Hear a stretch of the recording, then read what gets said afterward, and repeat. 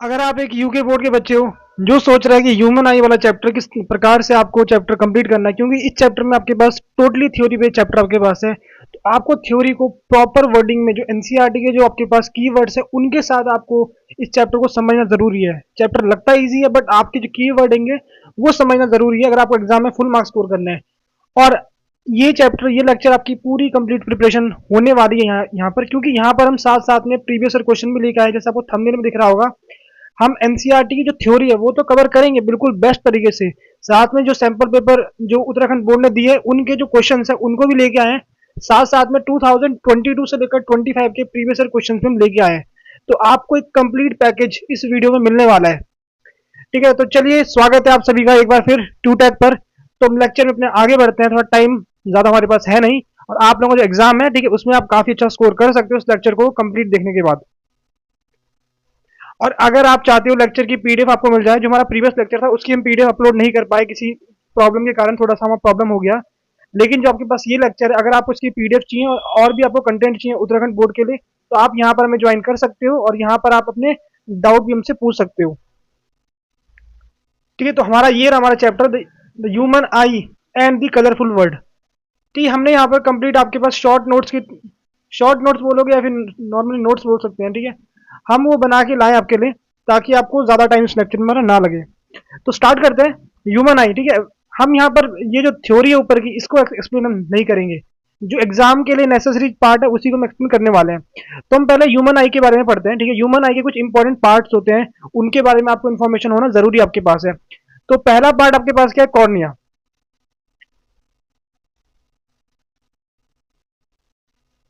ठीक है, पहला पार्ट आपके पास क्या है? कॉर्निया। तो ये आपके पास क्या होता है? It is a transparent thin membrane which is bulge on the front end most of the reflection of light takes place on the outer surface of cornea. Cornea पर क्या होता है? अगर आप अपनी आंख को देखोगे ना, अगर आप आंख को टच करते हो आपको हल्का सा गीला सा फील होता है। जो आपके जो लेयर होती है ना उसी को कॉर्निया बोलते हैं। और आपके पास ये कैसी लेयर होती है? ट्रांसपेरेंट होती है, ये दिखती नहीं है। और जो आपकी आंखों में जो लाइट एंटर करती है यहीं से आपकी आंखों में सबसे पहले लाइट एंटर करती है। ठीक है, यहाँ लिखा है आपके पास which is bulge on the front end most of the refraction of light take place on the outer surface of cornea. ठीक है, जो आपका जितना जो आपका रिफ्रैक्शन होता है ना, जो मतलब लाइट आपकी आंखों में अंदर आती है उसकी जो मैक्सिमम लाइट आपकी कॉर्निया पे आती है, मैक्सिमम लाइट जो पड़ती है आपके पास। ठीक है, बाकी अब सेकंड पार्ट की बात करते हैं, आइरिस आपके पास। जो आपकी आंख में ये गोला होता है ब्लैक कलर का, इसको बोलते हैं आइरिस। और ये पर्सन टू पर्सन इसका कलर वेरी करता है कई बार। ठीक है, this is the coloured part of I behind the cornea. ये कॉर्निया के पीछे होता है। अब देखो, अगर आप किसी की आंख देखोगे ना आपको डायरेक्टली ब्लैक पार्ट दिखता है, क्योंकि जो आपके पास कॉर्निया ट्रांसपेरेंट होता है आपके पास, इसी कारण हमें डायरेक्टली ब्लैक वाला पार्ट दिखता है हमें। ठीक है, it control the size of प्यूपिल। ये प्यूपिल का साइज कंट्रोल करता है। जो आपको दिखता होगा कॉर्निया के अंदर एक छोटा सा होल होता है उसको बोलते हैं प्यूपिल। आइरिस उसका साइज कंट्रोल करता है। तो ये क्वेश्चन एग्जाम में आ सकता है कि आइरिस का फंक्शन क्या होता है आपके पास? आइरिस कंट्रोल करता है साइज ऑफ द प्यूपिल। ठीक है, अब आपकी बात करते हैं प्यूपिल। अब ये इंपॉर्टेंट पार्ट आपका प्यूपिल है, जो आपकी आंखों के जो अंदर आपकी जो आपके पास आई बॉल है, आई बॉल के अंदर जो लाइट जाती है ना वो इसी पार्ट से लाइट जाती है आई बॉल के अंदर। ठीक है, आई बॉल के अंदर। तो आपको ध्यान रखना इन दो में कई बार आ सकता है क्वेश्चन, कई बार आ सकता है कि आपके पास ना in which part of the eye most of the refraction take place, most of the refraction. अगर मोस्ट ऑफ देगा तो आपके स्कोर नहीं आपका आने वाला है। और अगर आता है कि हमारी जो आई बॉल के अंदर लाइट कहां से एंटर करती है, उसका आंसर आपका क्या होगा? प्यूपिल आपके पास होगा। It regulate the amount of light enters the eye. Eye के अंदर जो लाइट आती है वो प्यूपिल कंट्रोल करता है कि कितनी लाइट को अंदर भेजना है। ठीक है, उसको कंट्रोल करता है। आप लोगों ने देखा होगा कई बार जब हम कभी ना उजाले से, मतलब मानो पर बहुत लाइट है, सनलाइट में आप खड़े हो, अगर आप एकदम से अंधेरे में आते हैं आपको ना चीजें दिखती नहीं है। क्यों? क्योंकि जब हम धूप में होते हैं ना, खड़े होते हैं, हमारा जो प्यूपिल होता है उस टाइम ना उसका साइज छोटा होता है, क्योंकि वहाँ लाइट की इंटेंसिटी बहुत ज्यादा है, वो साइज को छोटा कर देता है ताकि उतनी आपको लाइट मिल पाए जितनी आपको नीड है। लेकिन जैसे आप एकदम से छाया में आ जाते हो आपको चीजें दिखती नहीं है। रीजन रीजन क्या है? क्योंकि आप एकदम से आ रखे हो, तो प्यूपिल का साइज उस टाइम छोटा होता है आपके पास। तो वहां पर थोड़ा सा ना साइज को मैंने मतलब कंट्रोल करता है, साइज को थोड़ा साइज बढ़ जाता है वहां पर। जैसे आप मतलब छाया वाले पार्ट में आते हो तो वहां पर साइज बढ़ जाता है, फिर आपको वहां भी चीजें कुछ टाइम बाद प्रॉपर आपको दिखने लग जाती है। ठीक है, अब दूसरी बात करते हैं आई लेंस की। ये देखो, जब आपके पास ये आंख है ना, ये आंख में यहाँ पर लेंस होता है। ठीक है, एनसीईआरटी में दिख रहा हो आपको, आंख में यहाँ पर लेंस होता है, ये आपके पास कन्वेक्स लेंस होता है, कन्वेक्स लेंस आपके पास होता है। ठीक है, it is a convex lens which help light to focus on the retina. और ये जो लेंस है ये मदद करता है उस लाइट रे को रेटिना पे मिलने के लिए, यहाँ पर मिलने के लिए, क्योंकि अगर लाइट रे रेटिना पे नहीं मिलेगी, अगर मान लो लाइट आ गई अंदर, कुछ यहाँ मिल रही है कुछ यहाँ यहाँ मिल रही है, तो इमेज तो बनेगी नहीं। इमेज केवल तब बनेगी अगर सारी लाइट रे किसी एक पॉइंट पर फोकस हो। तो कन्वेक्स लेंस का यूज करते हैं उस लाइट रे को एक पॉइंट पर मिलाने के लिए। ठीक, अब ये आपके पास यहाँ लिखा हुआ है एनसीईआरटी में, मैंने इसको अलग से यहाँ पर आपके पास कर दिया है। ठीक है, यहाँ पर ऐसे लिखा हुआ आपके पास, यहाँ पर लिखा हुआ है, और मैंने इसको अलग से भी कर दिया आपके पास। जो आपके पास आई बॉल होता है ना, जो आपके पास आंख है, एक टाइप से आपके स्पेयर बनता है, एक टाइप से स्पेयर ही तो होता है आपके पास, एक टाइप से कंप्लीट स्पेयर तो नहीं बोल सकते, बट उसी टाइप की शेप आपके पास होती है। तो इसका डायमीटर कितना आपके पास होता है, इसका डायमीटर होता है 2.3 centimetre diameter of eye ball. Eye ball का डायमीटर होता है 2.3 सेंटीमीटर। ठीक है, किसी नॉर्मल इंसान पे हल्का फुल्का वेरी कर सकता है, बट नॉर्मली आपका 2.3 रहता है आपके पास। वैसे इस पे कभी क्वेश्चन नहीं पूछा है उत्तराखंड बोर्ड ने, बट आपको ये चीज पता होनी चाहिए एज अ नॉलेज। ठीक है, अब बढ़ते हैं अपने आगे। ठीक है, अब जो हमारे अगला पार्ट हमारे पास है वो हमारे पास है सिलियरी मसल्स। ठीक है, सिलियरी मसल्स हमारे पास क्या होती है, आपको दिख रहा होगा यहाँ पर, जो ये लेंस है ना, लेंस को किसी चीज ने पकड़ा हुआ है, लेंस को किसी चीज ने पकड़ा हुआ है, तो जिस चीज ने लेंस को पकड़ा हुआ उनको बोलते हैं सिलियरी मसल्स। ठीक है, सिलियरी मसल्स, ये मसल्स क्या करती है, अब देखो, अगर आप थोड़ा सोचोगे ना कि अगर मैं मतलब नॉर्मल लेंस ले लूं, कन्वेक्स लेंस, उसका तो फोकस हमेशा फिक्स रहता है कि वो इसका फोकस ये होगा, कर्वेचर ये होगा, सब कुछ फिक्स रहता है। लेकिन लेकिन जो हमारी आंखों का लेंस है वो ऐसा नहीं होता है तो कन्वेक्स, लेकिन उसका फोकस वगैरह चेंज होता रहता है कंडीशन के अकॉर्डिंग। अगर आप दूर का देखोगे तो कुछ और होता है, पास देखोगे तो आपको कुछ और होता है आपके पास, तो वो कंडीशन के अकॉर्डिंग उसका फोकस चेंज होता रहता है। अब अगर आपके पास कोई लेंस है, मानो कोई लेंस आपके पास ऐसा कोई लेंस है, इसका फोकस आपका चेंज कब होगा, अगर आप इसको प्रेस करोगे या फिर इसको स्ट्रेच करोगे, इसको प्रेस करोगे या फिर इसको स्ट्रेच करोगे, तो ये मसल्स वही काम करती है, ये इसके साइज इसको खींचती है और कई बार इसको प्रेस करती है नीड के अकॉर्डिंग। तो यहाँ पर वही चीज लिखी है, these muscles help to change the focal length of the eye lens for focusing the light to retina. आपके पास सिलियरी मसल्स क्या करती है, उसके साइज को बड़ा छोटा करती है ताकि रेटिना पे एक प्रॉपर आपकी इमेज बन सके। क्योंकि आपको नीड के देखो, अगर आप मतलब आप दूर का देख रहे हो तो उस टाइम आपको आपको फोकस कुछ और चाहिए, पास देखोगे तो फोकस कुछ और चाहिए, तो ये आपके पास वही काम करती है। अगर मैं सिंपली बताऊं, जो हम पास की चीज देखते हैं ना, तो मसल जो होती है ना, मसल्स लेंस को दबाती है, और जब दूर का देखते हो तो लेंस को खींचती है। आप ऐसा समझ सकते हो, ठीक है, ऐसा समझ सकते हो। ठीक है, अब बात करते हैं रेटिना की। आपके पास रेटिना आपके पास क्या होती है, एक टाइप की मेम्ब्रेन होती है जो कि बहुत ही डिलाइट होती है, यानी लाइट सेंसिटिव आपके पास होती है, यानी इसमें अगर हल्की सी लाइट पड़ जाए तो ये आपके पास एक्टिवेट हो जाती है। इसमें क्या होते हैं, बहुत सारे सेल्स होते हैं, सेल्स होते हैं जो कि लाइट के पड़ते ही आपके पास एक्टिव हो जाते हैं और ब्रेन को सिग्नल देना स्टार्ट कर देते हैं। इसी टाइप से हमें क्या होते हैं, कोई भी चीज दिखती है, ठीक है, फिर बाद में ऑप्टिक नर्व सिग्नल्स को ब्रेन तक ले जाती है। तो अगर आपके पास प्रॉपर आता है ना फंक्शनिंग ऑफ आई, तो आप बिल्कुल इन्हीं स्टेप्स को लिखना। आप कॉर्निया है, कॉर्निया में लाइट आती है आपके पास, फिर आइरस होता है जो कि साइज कंट्रोल करता है प्यूपिल का, फिर उसके अंदर लाइट जाती है आपके पास, फिर आई लेंस होता है जो अपनी फोकल लेंथ को चेंज करता है अकॉर्डिंग टू द लाइट, ठीक है, अकॉर्डिंग टू द जो लाइट आ रही है, और सिलियरी मसल्स उसकी फोकल लेंथ को कंट्रोल करती है लेंस के। फिर रेटिना पे इमेज बनती है। रेटिना हमारे पास क्या होता है, ये लाइट सेंसिटिव सेल्स को कंटेन करती है, जहां पर हल्की सी लाइट पड़ने के बाद वहां पर सेल्स होते हैं वो एक्टिवेट हो जाते हैं और ऑप्टिक नर्व से ब्रेन पे आपका सिग्नल आता है। तो कुछ इस तरीके से आपको इसको ठीक याद रखना है इस चीज को। अब यहां पर एक और चीज, ठीक है, अब बात करते हैं पावर ऑफ एकोमोडेशन। ठीक है, पावर ऑफ एकोमोडेशन, ठीक है, यहां लिखा हुआ है पावर ऑफ एकोमोडेशन ने। पावर ऑफ एकोमोडेशन आपका क्या होता है, देखो, अगर हमें ना किसी भी ऑब्जेक्ट को क्लियरली देखना है ना, तो हमारा जो लेंस होता है ना वो लगातार अपनी फोकल लेंथ को चेंज करता है, कई बार प्रेस होता है, कई बार वो स्ट्रेच होता है। तो क्या होता है, द एबिलिटी ऑफ आई, ठीक है, आई टू चेंज, ठीक है, लेंस लिख सकते हो, eye to change its focal length for making image on the retina. ठीक है, किसी की आंख की क्षमता, ठीक है, अगर हम बोलेंगे पावर ऑफ एकोमोडेशन, किसी की आंख की वो क्षमता जो उसको क्या, उसकी फोकल लेंथ को कंट्रोल करती है, फोकल लेंथ को कंट्रोल करती है ताकि इमेज आपकी रेटिना पे आपकी इमेज बने, रेटिना पे आपकी इमेज बने। उम्मीद कर रहा हूं आपको समझ आ गया होगा, ठीक है। तो और वो जो काम करता है वो काम कौन करती है, वो काम सिलियरी मसल्स करती है, वो काम आपकी सिलियरी मसल्स करती है। आप यहाँ पर पैराग्राफ को पढ़ सकते हो, बट एग्जाम के पॉइंट ऑफ व्यू से केवल आपको डेफिनेशन को याद करना है, और उम्मीद कर रहा हूँ डेफिनेशन आपको समझ आ गई होगी। ठीक है, मैंने अच्छे से अपनी साइड से ट्राई किया आपको समझाने की। ठीक है, आंखों का, ठीक है, आंखों की फोकल लेंथ चेंज होती है मसल्स के कारण, इसी कारण मसल्स के कारण, उसी को बोलते हैं power of accommodation, power of accommodation.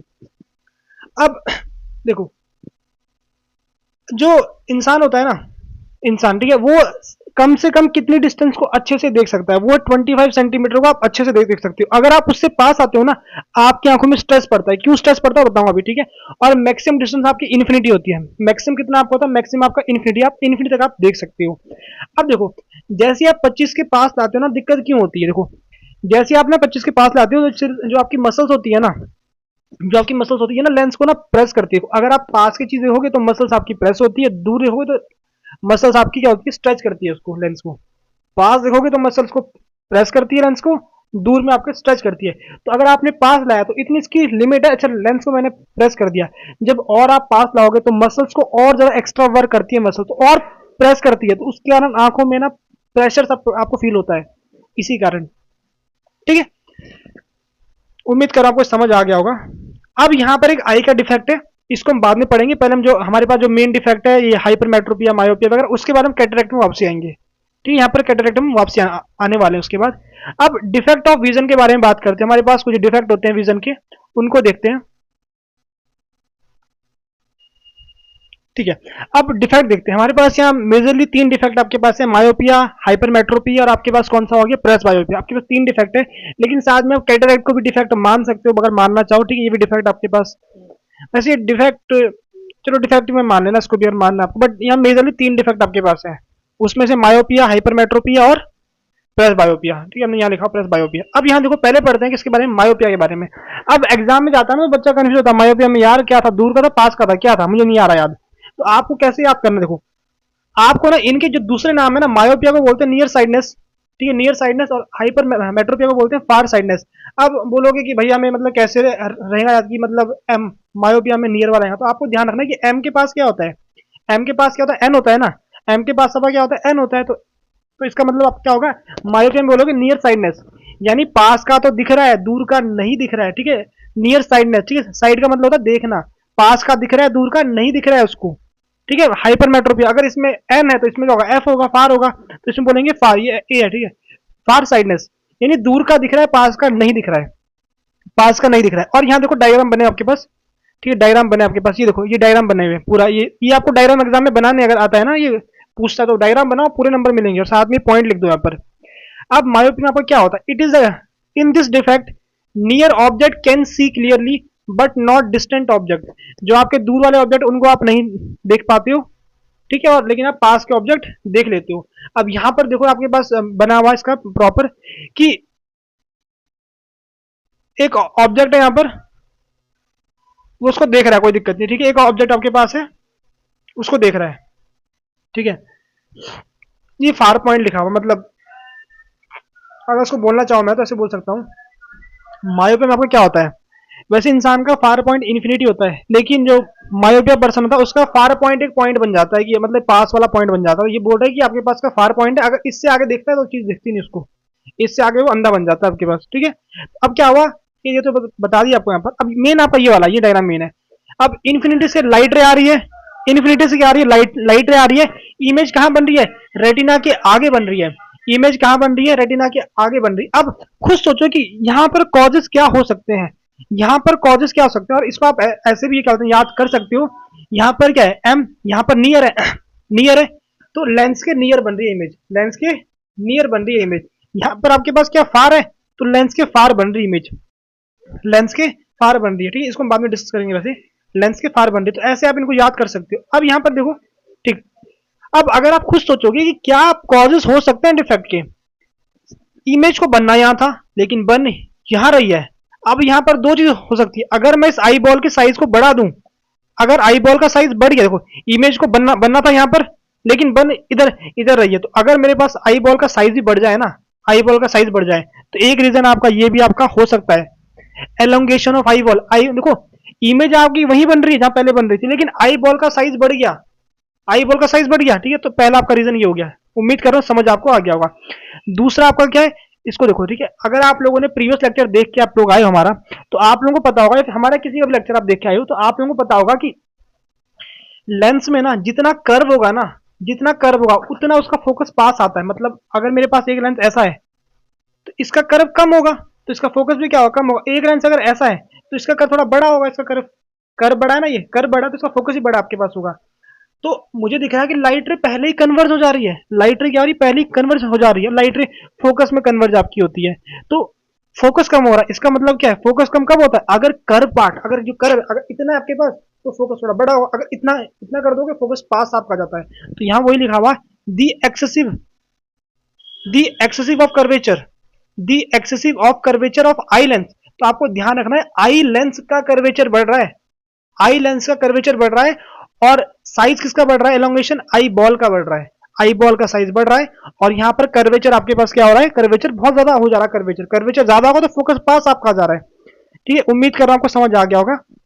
अब बात करते हैं इसकी हाइपर मेट्रो। हाँ, अब इसको करेक्ट कैसे करें, इसको करेक्ट कैसे करें। अब क्या हो रहा है, लाइट रे बहुत ज्यादा पहले ही कन्वर्ज हो जा रही है, लाइट रे बहुत ही पहले क्या कन्वर्ज हो जा रही है। लेकिन अब हमें करना क्या है, हम लाइट रे को थोड़ा सा डाइवर्ज करना चाहेंगे, लाइट रे को थोड़ा सा डाइवर्ज करना चाहेंगे। तो डाइवर्ज कौन सा लेंस करता है, कनकेव लेंस करता है। तो यहाँ पर कौन सा यूज करेंगे, कनकेव लेंस का यूज हम करने वाले हैं, कनकेव लेंस का यूज हम करने वाले हैं। अब बात करते हैं हाइपरमेट्रोपिया की। इसमें आपके पास क्या होगा, अगर यहाँ एन है तो यहाँ एफ होगा। ठीक है, फार साइडनेस, दूर का तो बढ़िया दिख रहा है उसको, लेकिन जैसे ही भी पास की कोई चीज होती है ना, वो उसको दिख ही नहीं रही है, वो उसको दिख ही नहीं रही है। अब मायोपिया एक पर्सन है, उसका नियर पॉइंट आपके पास ये, यानी यहाँ की डिस्टेंस का प्रॉपर दिख पा रहा है, यहाँ की डिस्टेंस का प्रॉपर दिख पा रहा है। अगर आप यहाँ से आगे ले आ रहे हो तो उसको कुछ नहीं दिख रहा है, उसको उसको कुछ दिख ही नहीं रहा है ठीक से। ठीक है, जैसे आपके पास इसमें क्या था, ऊपर वाले मायोपिया में ये पॉइंट था, अगर आप इससे दूर जा रहे हो तो दूर का नहीं दिख रहा है, इसमें आपके पास इस पॉइंट से आगे आ रहे हो तो उसका नहीं दिख रहा है उसको। ठीक है, अब यहाँ पर आपका क्या हो रहा है, ये डायग्राम बना है आपके पास। ठीक, डायग्राम बना हुआ, तो आपकी लाइट मतलब ये हमने यहाँ कोई पॉइंट लिया, उससे आपकी लाइट रे जा रही, लाइट रे यहाँ मिल रही, लाइट रे यहाँ मिल रही है। अब यहाँ पर देखो तो क्या चीज हो सकती है, मतलब रेटिना के बाहर जा रही इमेज, रेटिना के बाहर जा रही, क्या हो सकता है, अच्छा मतलब आई बॉल जो है उसका साइज छोटा हो गया, आई बॉल का साइज छोटा हो गया यहाँ पर, eye ball become small, eye ball become small, eye ball become small. और दूसरी सोचो, दूसरी सेकंड पॉइंट आप क्या हो सकता है, अच्छा मतलब ये बहुत दूर जा रहा है, लाइट बहुत दूर कन्वर्ज हो रही है, तो मतलब इसका फोकस है ना, फोकस बढ़ रहा है इसका। ठीक है, फोकस बढ़ रहा है, और तो यहाँ वही लिखा हुआ था focal length of the eye lens increases, इसका फोकस बढ़ रहा है, या फिर आप कह सकते हो decrease in the curvature of lens, क्योंकि कर्वेचर घट रहा है। आप ये भी बोल सकते हो कि दोनों का मतलब सेम है, कर्वेचर बढ़ेगा तो आपकी फोकल लेंथ क्या होती है, कम होती है, अगर आपका कर्वेचर घटता है तो फोकल लेंथ बढ़ती है। तो आप वो चीज भी यहाँ पर लिख सकते हो। अब यहाँ करेक्शन कैसे करोगे, यहाँ पर करेक्शन आप कैसे करोगे, ठीक, करेक्शन कैसे करोगे, हम यहाँ पर वो लेंस यूज करेंगे जो लाइट को पहले कन्वर्ज करवा दे, थोड़ा सा कन्वर्ज करवा दे पहले से। तो कौन सा यूज करेंगे, कन्वेक्स लेंस यूज करेंगे, कन्वेक्स लेंस यूज करेंगे। अब यहाँ पर देखो, यहाँ आपको दे रखे हैं डायग्राम, हमने यहाँ पर लेंसेज डाल दी। अब देखो अगर आप थोड़ा उसको देखोगे ना, तो लेंस क्या कर रहा है, लेंस आंखों को धोखा दे रहा है, लेंस क्या कर रहा है, लेंस आंखों को धोखा दे रहा है। ठीक है, जैसे उसने तुम्हें दिया वैसे ही लेंस आंखों को धोखा दे रहा है। अब लेंस कैसे धोखा दे रहा है, ये देखो लेंस कैसे धोखा दे रहा है। ठीक है, पहले आंख ने कहा यहां से लाइट लाइट अगर आएंगे तो मैं तो भाई इसको यहीं पर मिलाऊंगी, जो बात है तुम कुछ भी कर लो। तो फिर इंसान ने ऐसी बात है, उसने लेंस लगा दिया जिसने लाइट को पहले ही कन्वर्ज कर दिया, लाइट को पहले हल्का सा कन्वर्ज कर दिया। और आंख जो है ना, आंख खा के देखो कि लाइट तो यहां से आ रही है, लाइट यहां से आ रही है, और उसको पता है अगर यहां से लाइट रहेंगी मुझे उसको यहां मिलाना है, मुझे उसको यहां मिलाना है। लेकिन लाइटर कहां से आई, लाइटर यहां से आई और उसको धोखा मिल गया इस तरीके से आपके पास। अब यहां देखो, यहां भी सेम तरीके से इसका फंडा क्लियर था कि अगर लाइट रे यहां से आएंगी मैं रेटिना बनाऊंगी, यहां से पास से आएंगी तब भी मैं रेटिना बनाऊंगी। ठीक है, यहां से आएंगी तब भी मैं रेटिना बनाऊंगी, यहां से पास वालों को मैं रेटिना बनाऊंगी। तो अब दिक्कत क्या थी, इन्फिनिटी से आ रही है और रेटिना बन नहीं रही थी। तो इंसान ने क्या किया, जो लाइट इन्फिनिटी से आ रही है उसमें के बीच में लगा दिया convex lens, sorry concave lens लगा दिया। कनकेव लेंस लगाया तो लाइटर थोड़ी सी डाइवर्ज हो गई, थोड़ी सी क्या होगी, डाइवर्ज होगी। और आंख को फिर से मिल गया धोखा कि लाइटर कहां से आ रही है, कि लाइटर तो इस पॉइंट से आ रही है, बट लाइटर तो इन्फिनिटी से आ रही थी और उसको उसको यहां पर मिलाना मजबूरी में पड़ गया उसको। समझे आप लोग, तो इस तरीके से आपके लेंसेज काम करते हैं, इस तरीके से आपके लेंसेज काम करते हैं। तो अब आगे बढ़ते हैं प्रेस बायोपिया। अब ऐसा बंदा जिसको मायोपिया भी हो जाए, हाइपरमेट्रोपिया भी हो जाए, वैसे इसको तो अंधा ही घोषित कर दो, इसको तो जिसको पास का भी नहीं दिख रहा है दूर का भी नहीं दिख रहा है अंधा ही बोल दो उसको, लेकिन नहीं, इनकी अलग ही मस्ती है। चलो देखते हैं, पढ़ते हैं क्या कर सकते हैं। एनसीईआरटी में दिया है ये नॉर्मली कब आपका होता है, जब इंसान की ना देखो अगर किसी को ना प्रेस बायोपिया है, जैसे आप लोगों ने देखा होगा जो जिनकी एज काफी होती है ना, उनको क्या होता है, अगर आप बहुत पास लाओगे ना तब भी नहीं दिखता उनको, अगर बहुत दूर जाओगे तब भी नहीं दिखता, लेकिन एक डिसेंट डिस्टेंस पे दिख जाता है उन्हें। एक डिसेंट डिस्टेंस पे उनको दिख जाता है उनको। ठीक है, अब देखो अगर आपको बहुत दूर का देखना है तब भी आपकी आंख को बहुत काम करना पड़ता है, मसल्स खींचती है लेंस को। अगर आप बहुत पास का देखते हो तो मसल बहुत ज्यादा प्रेस करती है लेंस को, लेकिन अगर नॉर्मल डिस्टेंस देखोगे ना तो उतना आंखों में प्रेशर नहीं पड़ता नॉर्मल डिस्टेंस। अगर नॉर्मल डिस्टेंस आपके पास है, बहुत पास में पड़ता है और बहुत दूर में पड़ता है फर्क। तो काम कौन कर रहा है? काम मसल्स कर रही है। काम कौन कर रहा है? मसल्स कर रही है। अब अगर आप बूढ़े हो गए, आपकी एज बढ़ेगी, तो मसल्स में क्या दिक्कत होती है ना, मसल्स में यहाँ पे क्या होती है, दिक्कत होती है। तो इसके कारण यहाँ पे क्या होता है, मसल्स को मतलब अगर एक मतलब नॉर्मल इंसान है उसकी मसल मानो इतनी प्रेस कर रही है प्रॉपर, लेकिन एक इंसान बूढ़ा है तो उसकी मसल इतना मतलब उसकी मसल इतना नहीं कर पा रही काम, वो हल्का सा करती है प्रेस, हल्का सा प्रेस कर पा रही है, हल्का सा स्ट्रेच कर पा रही है। तो उसके कारण बहुत दूर का और बहुत पास का उन्हें नहीं दिखता है, और ये एजिंग के कारण आपका होता है। अब इसको पढ़ते हैं। This is a ageing problem, this is an aging problem in which a person cannot see the distant object clearly and near point of the eye increases। इसमें दूर के ऑब्जेक्ट अच्छे से नहीं दिखते और पास के भी अच्छे से नहीं दिखते। आप ऐसे लिख सकते हो, या फिर आप लिख सकते हो कि नियर पॉइंट उसका बढ़ जाता है। जैसे मतलब नॉर्मल इंसान का होता है नियर पॉइंट ये होगा, लेकिन उस बूढ़े का हो गया ये वाला, दूर दूर हो गया नियर पॉइंट, इससे पास में दिखेगा ही नहीं। अब समझ रहे हो, नियर पॉइंट आपके पास। अब इसको करेक्ट कैसे करें, तो बड़ी और पहले कॉजेस। ठीक है, इसके कॉजेस आपके क्या होते हैं? कॉजेस सिंपल है, मसल्स की वीकनिंग है। ठीक है, जो आपकी मसल्स है ना वो आपकी वीक हो रही है, और जो लेंस है उसकी फ्लेक्सिबिलिटी घट रही है। ये दो कॉजेस आपके हो सकते हैं, मसल्स का वीक होना, साथ साथ में आपके पास जो आई लेंस है उसकी फ्लेक्सिबिलिटी में फर्क पड़ रहा है, फ्लेक्सिबिलिटी में आपका फर्क पड़ रहा है। अब इसको करेक्ट कैसे करें, तो बड़ी दिक्कत की बात है भाई, आपको दोनों चीज हो रही है तो क्या करोगे? तो इसमें लगता है बायफोकल लेंस। ठीक है, बायफोकल लेंसेज का यूज करती है, यानी ऐसा लेंस जिसमें एक पार्ट कनकेव हो, एक पार्ट आपका कन्वेक्स हो। तो मैंने यहाँ बना रखा है कुछ बूढ़ों का चश्मा, कुछ आपको ऐसा दिखता है, आप लोगों ने देखा होगा उनका स्पेक्स आपको ना ऐसा दिखता है, आपको नीचे एक अलग सा रिफ्लेक्शन लगता है, ऊपर आपको एक अलग सा रिफ्लेक्शन आपको नजर आता है। अब जब कोई पढ़ता है ना बूढ़ा, वो ऐसे क्यों करता है, चश्मे ऐसे लगाता है, नीचे को चश्मा लगाता है। अब ऐसे क्यों लगा रहा है? नीचे वाले पार्ट में उसका यूज करते हैं जिससे उसको पढ़ने में आसानी हो, यानी जिसमें जिसको पास वाली जो दिक्कत है उसकी, जिसकी पास वाली दिक्कत है वो ठीक हो जाए, यानी हाइपरमेट्रोपिया आपकी ठीक हो जाए। और जो ऊपर वाला होता है उसमें ताकि आपका मायोपिया करेक्ट हो जाए, तो ऊपर वाला में क्या हो जाए, मायोपिया आपका करेक्ट हो जाए। क्योंकि दूर का देखना है ऊपर का, तो ऊपर का देखते ऐसे करके। ठीक है, पास के नीचे पढ़ोगे तो ऐसे करके पढ़ोगे, तो आपके पास ऊपर आपके पास क्या होगा, ऊपर होगा कनकेव, कन्वेक्स। क्या था ऊपर? कनकेव, ठीक है सही बोला। ठीक है, ऊपर वाले पार्ट में कौन सा यूज आपका होता है? ऊपर वाले पार्ट में कौन सा यूज करेंगे बूढ़े लोग? करेंगे कन्वेक्स। नीचे वाले पार्ट में कौन सा? क्या कर दिया, कनकेव। ठीक है, ऊपर वाले में होगा मायोपिया वाला, नीचे वाले में कन्वेक्स। पास की दिक्कत है तो यहाँ कौन सा यूज करेंगे, यहाँ कन्वेक्स यूज करेंगे, ऊपर कनकेव नीचे कन्वेक्स। तो ऐसे आप इसको याद कर सकते हो। यहाँ पर कुछ आपके पास आंसर है, इनके आप बहुत आसानी से आंसर दे सकते हो। अगर आप यहाँ तक पहुंचे हो ना तो आप डेफिनेटली इनके आंसर जो आपके लिए बहुत ही नॉर्मल बात आपके लिए है। ठीक है, अब बात करते हैं किसकी? ठीक है, कैटरेक्ट। आपके यहाँ लिखा है, ठीक है, कभी कभी क्या होता है आपके पास लेंस होता है ना, इसको क्रिस्टलाइन लेंस बोलते हैं। इसमें आपके पास क्या होता है, कई बार ना एक मिल्की सी लेयर आपके पास आप लोगों ने देखा होगा। ठीक है, पता नहीं हिंदी में क्या बोलते हैं इसको, जो बोलते हैं आप कमेंट सेक्शन में बता दें क्या बोलते हैं। एक ना व्हाइट सी एक लेयर सी आपके पास आंखों में आ जाती है। ठीक है, तो उसको बोलते हैं कैटरेक्ट। अब देखो अगर आंख में आपकी एक व्हाइट सी लेयर आ गई जो कि ओपेक्यू है, मतलब उसके लाइट आर पार नहीं कर रही है, तो आपको दिक्कत होगी देखने में भाई, दिक्कत होगी लाइट को एंटर करने में। तो वहां पर आपको वो दिक्कत आपको हो रही है। ठीक है, अब लाइट ही आपकी अंदर नहीं आई तो आप तो अंधे हो गए ना लगभग। तो अगर आपको इसको बोलते हैं कैटरेक्ट, अगर इसको ठीक करना है तो आपको सर्जरी करनी पड़ती है। यहाँ लिखा भी है कैटरेक्ट सर्जरी हम करते हैं। ठीक है, और किसी लोगों को पार्शली होता है ये ओपेक्यू, किसी को पूरी आंखों में आपका हो जाता है। तो इससे आपका विजन का लॉस आपका हो जाता है इससे। ठीक है, विजन का लॉस, जैसे पढ़ाई का लॉस किया आप लोगों ने साल भर, तो विजन का भी लॉस इससे हो जाता है आपके पास। ठीक है, उम्मीद कर रहा हूँ यहाँ तक आपको समझ आया होगा। तो चलिए थोड़ा आगे बढ़ते हैं। ठीक है, ये टॉपिक मैं कवर कर नहीं रहा हूँ। ठीक है, ये वाला reflection by light through a prism. ठीक है, ये प्रिज्म से ये वाला नहीं कर रहा हूँ। ठीक है, हम ये वाला करेंगे, कौन सा वाला, ये डिस्पर्जन करेंगे। ठीक है, रिफ्रैक्शन नहीं कर रहे हैं, मैं थोड़ा डायग्राम दिखा दूंगा आप लोगों को। और इस पार्ट को जब आपका एग्जाम हो जाए उसके बाद इस चीज को पढ़ लेना आप लोग। काफी अच्छी चीज यहाँ पर लिखी है कि एक डोनर, अगर आपको कोई भी प्रॉब्लम है, मतलब कुछ प्रॉब्लम बता रखी है, अगर आपको वो प्रॉब्लम हो तब भी आप आंख को डोनेट कर सकते हो। और आंख को डोनेट करोगे उससे पहले आपका टेस्ट वगैरह होते हैं, मतलब मरने के बाद ही करो डोनेट, जिंदा थोड़ी डोनेट करेगा। और आप एक आंख से शायद 2-3 लोगों का, यहाँ लिखा भी है कुछ ना, 1 pair of eye can give a vision up to 4 corneal blind people. जिनको कॉर्निया में दिक्कत है ना, अगर आपने एक आंख, ठीक है, मतलब दोनों आंख, वन पेयर लिखा है, अगर आपने अपनी आंख डोनेट कर दी तो आप आपके मतलब आपकी मदद से 4 लोग देख सकते हैं। ये मरने के बाद ही डोनेट करना, पहले मत कर देना। और यहाँ कुछ मेंशन भी किया है कि अगर आपको ये प्रॉब्लम है तो आप नहीं कर सकते, ऐसा कुछ दिया है। तो इसको पढ़ लेना, वैसे यहाँ से क्वेश्चन नहीं बनते एग्जाम में, बट पढ़ लेना नॉलेज के पर्पज से। बट नॉलेज से में करना ही क्या है, हमें क्या करना नॉलेज, छोड़ो। देखो ये जो पार्ट है ना, ये पार्ट है, ये मैं फिलहाल नहीं बता रहा हूँ क्योंकि एग्जाम में नहीं आता नॉर्मल इस क्वेश्चन। बट यहाँ से ठीक, यहाँ से आगे इंपॉर्टेंट टॉपिक आपके पास है।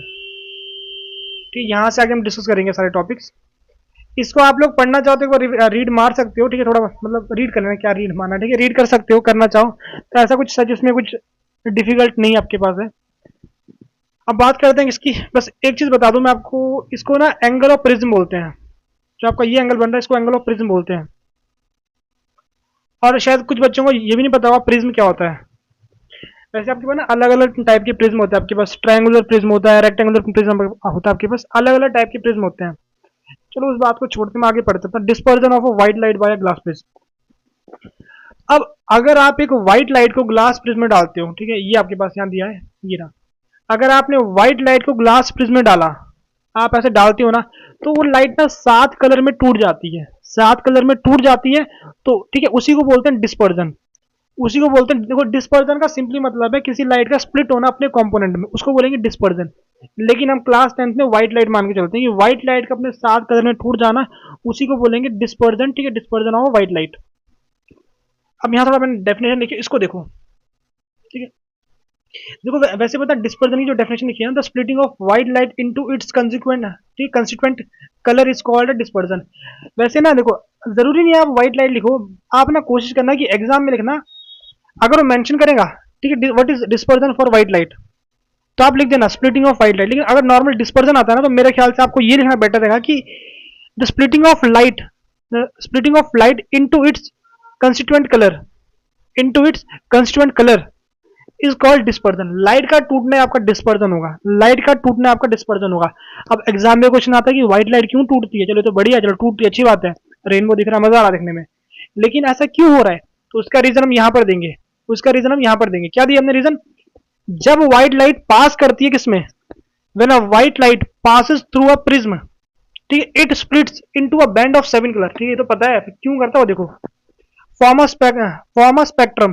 तो जो आपका ये बैंड बनता है ना 7 कलर का, जो आपका 7 कलर का बैंड बनता है, इसको स्पेक्ट्रम बोलते हैं, इसको स्पेक्ट्रम बोलते हैं, इसको हम स्पेक्ट्रम बोलते हैं। ठीक है, तो ऐसा क्यों होता है, due to different speed of different colour in medium. हमारे पास व्हाइट लाइट में 7 कलर है, 7 ऐसे नहीं, ऐसे, ठीक है, 7 कलर है, तो हर 7 कलर है, और हमें पता है कि हर कलर की अपनी अलग अलग स्पीड होती है, हर कलर की अपनी अलग अलग स्पीड होती है। और प्रीवियस लेक्चर में अगर आप दोनों ने रिफ्रैक्शन पढ़ के आए हो कहीं से, ठीक है, रिफ्रैक्शन, रिफ्रैक्टिव इंडेक्स, तो लाइट, ठीक है, जो आपका ये बेंडिंग होती है ना लाइट की, वो उसकी स्पीड पे होती है, कि स्पीड में कितना चेंज हो रहा है, उस पर आपकी बेंडिंग होती है। ठीक है, उस पर आपकी बेंडिंग होती है आपके पास। ठीक है, ऐसा आप समझ सकते हो फिलहाल के लिए। तो आप फिलहाल इस लाइन को आपको याद रखना है। ठीक, अगर कहीं पर कुछ मिस्टेक होती है बोलने में तो उसके लिए सॉरी, क्योंकि हो सकता है मैं कुछ गलत भी बोल दूं, मतलब थोड़ा, मतलब गलत नहीं, मतलब जो मतलब कॉन्सेप्चुअली इतना सही ना हो, क्योंकि ऐसा नहीं मैं, ठीक है, तो हो सकता है कई बार ऐसा मैं थोड़ा गलती हो, तो उसमें आप लोग कमेंट सेक्शन में मुझे करेक्ट कर सकते हो। अगर आपकी, ठीक है, व्हाइट लाइट टूटती क्यों, क्योंकि जो आपके 7 कलर है, हर एक कलर की अपनी अपनी अलग खुद की एक स्पीड होती है, और स्पीड के अकॉर्डिंग आपकी बेंडिंग होती है, स्पीड के अकॉर्डिंग आपकी क्या होती है, बेंडिंग आपकी होती है। तो आप इसको लिख सकते हो। ठीक है, अब जो आपका बैंड बनता है, बैंड आपका कुछ ऐसा बनता है, विबग्योर। ठीक है, विबग्योर। अब एग्जाम में अगर पूछता है आपसे कि ऊपर रेड ही क्यों आ रहा है भाई, ऊपर आपका वायलेट क्यों नहीं आया, ऊपर आपका वायलेट क्यों नहीं आया, तो आपको एक बात का ध्यान रखना है, रेड की वेवलेंथ सबसे ज्यादा होती है। अभी वेवलेंथ क्या होती है वो इस चैप्टर में नहीं बताने वाला, वेवलेंथ क्या होती है उसके लिए आपको क्लास 9 में पढ़ा होगा, आप लोगों ने वेवलेंथ वगैरह पढ़ा होगा। ठीक है, वही चीज होती है वेवलेंथ, जब ऐसे ग्राफ बनाते थे, ठीक है, उसी को आप मान के चलो फिलहाल के लिए। हमारे पास कलर है, ये हमारा विबग्योर पैटर्न बन रहा है। ठीक है, इसको हम ऐसे याद करते हैं, violet, indigo, blue, green, yellow, orange, red, हम ऐसे करते हैं। तो आपको ध्यान रखना है कि ऐसे में ना रेड की साइड में वेवलेंथ बढ़ती है, रेड की वेवलेंथ सबसे ज्यादा होगी, फिर ऑरेंज की थोड़ी सी कम होगी, येलो की थोड़ी सी और कम होगी, ऐसे करते करते आपकी घटती है वेवलेंथ। तो अगर किसी की वेवलेंथ ज्यादा है, अगर किसी की वेवलेंथ ज्यादा है, तो उसमें जो डेविएशन आता है ना, डेविएशन कम आता है, उसमें डेविएशन कम आता है आपके पास, आपको इस बात का ध्यान रखना है। ठीक है, डेविएशन कम आता है, और वैसे ऑरेंज की थोड़ी सी रेड से कम है, तो इसमें हल्का डेविएशन, थोड़ा और डेविएशन आ गया। इसलिए यहाँ पर देखो रेड में जो है ना, रेड में डेविएशन कम आया है, और ऐसे करते करते डेविएशन बढ़ रहा है आपके पास, क्योंकि अलग अलग वेवलेंथ, ठीक है, अलग अलग वेवलेंथ की अलग अलग स्पीड होती है, साथ साथ में अलग अलग, सॉरी, अलग अलग डेविएशन होता है। वेवलेंथ के अकॉर्डिंग आपका डेविएशन होता है, वेवलेंथ ज्यादा होगी तो डेविएशन कम आपका होता है, ठीक है, इसीलिए आपका ऐसा होता है यहाँ पर। अब हमारे आइजैक न्यूटन, ठीक है, जिनकी उनकी तो आदत ही हर जगह आने की, तो यहाँ भी वो आ गए, ये आपके पास, ये बहुत ही मतलब एक अच्छा एक्सपेरिमेंट किया उन्होंने, बहुत ही गजब का एक्सपेरिमेंट किया। उन्होंने पहले दो प्रिज्म लिए, आइडेंटिकल प्रिज्म लिए, उन्होंने पहले दो प्रिज्म लिए, दोनों आइडेंटिकल प्रिज्म लिए, ठीक है। तो यहाँ देखो आपको दिख रहा होगा, यहाँ पर जो ए लिखा हुआ ना, इसको बोलोगे एंगल ऑफ प्रिज्म, इसको बोलोगे एंगल ऑफ प्रिज्म, यानी दोनों प्रिज्म का एंगल ऑफ प्रिज्म सेम है, दोनों प्रिज्म आइडेंटिकल सेम है, बिल्कुल सेम प्रिज्म आपके पास है। उन्होंने क्या किया, लाइट रे को डाला, ठीक है, टूट गई, फिर जो टूटे हुए सात कलर है इसको ना इन्वर्टेड प्रिज्म से पास कर दिया, इन्वर्टेड प्रिज्म से पास कर दिया, तो यहाँ देखो सेम चीज हुई है, यहाँ पर वायलेट में बहुत डेविएशन आया, रेड में थोड़ा सा डेविएशन आया, जब यहाँ गए तो रेड में हल्का डेविएशन आया, और वायलेट में बहुत डेविएशन आ गया, मतलब इतना डेविएशन आया कि वापसी वापसी रेड के साथ मर्ज हो गई यहाँ पर, तो वापसी आपकी बाहर कौन सी लाइट आपकी आ रही है, तो वापसी आपकी बाहर व्हाइट लाइट आ रही है। वैसे नॉर्मल इससे भी क्वेश्चन नहीं आया अभी तक उत्तराखंड बोर्ड में, क्या पता इस बार आ जाए क्वेश्चन, तो ये चीज आपको आइडिया होना चाहिए, ये आपको आइडिया होना चाहिए, इंपॉर्टेंट चीज आपके पास है ये, ठीक। अब आगे बढ़ते हैं अपना फॉर्मेशन ऑफ रेनबो, सबका फेवरेट टॉपिक, ठीक है, रेनबो बचपन में देखा होगा, लेकिन अब दिक्कत कर रहा है रेनबो ना, अब दिक्कत कर रहा है रेनबो।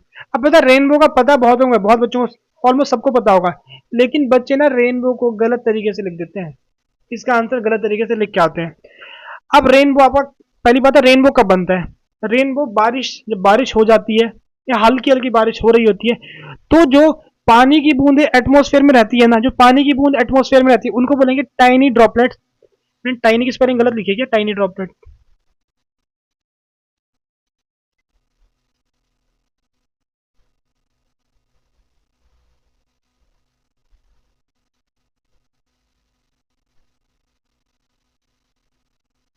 चलो ठीक है, स्पेलिंग को चेक कर लेना, ठीक है, कौन सी स्पेलिंग वाली स्पेलिंग, इसको चेक कर लेना, ठीक है।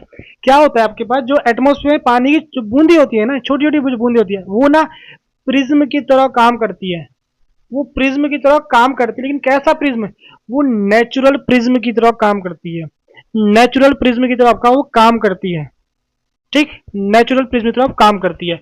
अब रेनबो कब बनता है, बारिश के बाद बनता है, जब ड्रॉपलेट एटमॉस्फेयर में होती है, साथ साथ में दूसरी कंडीशन, रेनबो कब बनेगा, रेनबो ना अगर मतलब सन आपके बिहाइंड है, अगर सन आपके पीछे है, तो आपको रेनबो बनता हुआ दिखता है, ये नहीं कि अगर आप सन के साथ खड़े जाओगे ना सामने तो रेनबो नहीं दिखता बनता हुआ। रेनबो कब दिखता है, जब सन आपके पीछे होगा, ठीक है, रेनबो फॉर्म अपोजिट टू सन, आप ऐसे भी कह सकते हो कि रेनबो सन के अपोजिट डायरेक्शन में बनता है। अब ऐसा क्यों बनता है, वो यहाँ पर देखना, यहाँ लिखा हुआ after a rain tiny droplets act as a natural prism, ठीक है, नेचुरल प्रिज्म तो काम करते हैं। तो आप अगर आपने 3 पॉइंट लिख देना तो एग्जामिनर नंबर ऐसे दे देगा आपको, ये लो बेटा नंबर ले लो, ये 3 पॉइंट आपको ऐसे लिखने हैं। अब क्या होता है, देखो अगर आपने डायग्राम देखोगे ना, ये डायग्राम भी बनाना है आपको एग्जाम में, पहले लाइट आई है, पहले पॉइंट ए पर लाइट आई है, दिख रहा है आपको लाइट आई है, और लाइट ने क्या किया, लाइट ने मीडियम चेंज किया, लाइट ने मीडियम चेंज किया, लाइट टूट गई, लाइट ने मीडियम चेंज किया, लाइट टूट गई। तो लाइट जब मीडियम चेंज करती है तो उस पॉइंट पे क्या होता है, उस पॉइंट पे आपका होता है रिफ्रैक्शन, जब लाइट मीडियम चेंज करती है उस पॉइंट पे आपका क्या होता है, रिफ्रैक्शन होता है। और जब लाइट अपने कंपोनेंट कलर में टूटती है उसको क्या बोलते हैं, उसको बोलते हैं डिस्पर्जन, उसको बोलते हैं डिस्पर्जन। तो यहां मैंने वही लिखा है कि पॉइंट ए पर आपका रिफ्रैक्शन और डिस्पर्जन होता है, पॉइंट ए पर। ये मैंने चीजें यहीं से मैंने लिखी है, ये चीजें कहीं और से नहीं लिखी है, मैं एनसीईआरटी पढ़ता हूं, मैं कुछ और नहीं पढ़ता, ठीक है। तो ये एनसीईआरटी में आपको यहां पर ही मिल जाए, ये पॉइंट आपको लिखना है, बच्चे इन पॉइंट को लिखते ही नहीं है क्वेश्चन में, मैंने देखा ये चीज।